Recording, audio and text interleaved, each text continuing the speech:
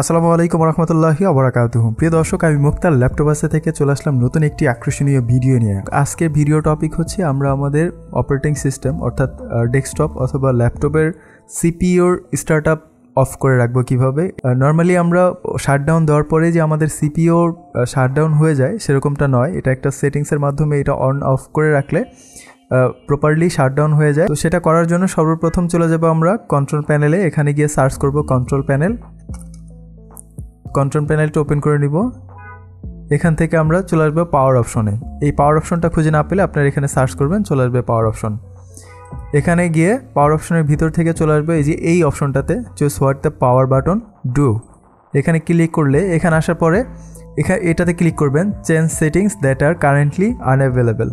এখানে ক্লিক করার পরে দেখতে পাচ্ছেন turn on fast startup recommended, এটাতে টিকমার্কটা উঠিয়ে দেবেন। উঠিয়ে দেওয়ার পরে সেভ চেঞ্জেসে ক্লিক করবেন, হয়ে গেল আপনার সেটিংস। স্টার্টআপ সেটিংসটা হয়ে গেল। এটা অফ রাখার পরেই এখন দেখা যাবে যে আপনি যদি উইন্ডোজ শাটডাউন দিয়ে দেন আপনার পরবর্তীতে প্রপারলি সেটা শাটডাউন হবে এবং নতুন করে সেটা ওপেন হবে। অন্যথায় এই প্রবলেমটি দেখা যায় যে আপনি উইন্ডোজ বা ল্যাপটপের ডিভাইস ঠিকই শাটডাউন দিয়েছেন, অপরদিকে আপনার প্রসেসরের আপ টাইমিংটা অনগোয়িং রয়েছে এবং দেখা যাচ্ছে যে সেটা 3 দিন 4 দিন 1 সপ্তাহ 15 দিন ধরেও সেটা রানিং রয়েছে।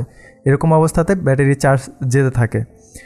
তো আশা করছি ভিডিওটা আপনাদের উপকারে আসবে। যদি তাই হয় তাহলে অবশ্যই চ্যানেলে সাবস্ক্রাইব করবেন, লাইক দিবেন এবং শেয়ার করতে ভুলবেন না। আর ল্যাপটপাসের সাথে থাকুন। যে কোনো কনফিগারেশনের বাজেট ফ্রেন্ডলি ফ্রেশ রিকন্ডিশনের ল্যাপটপ পেতে অবশ্যই আমাদের স্ক্রিনে থাকা নাম্বারে অথবা আমাদের অ্যাড্রেসে যোগাযোগ করতে পারেন। ধন্যবাদ সবাইকে।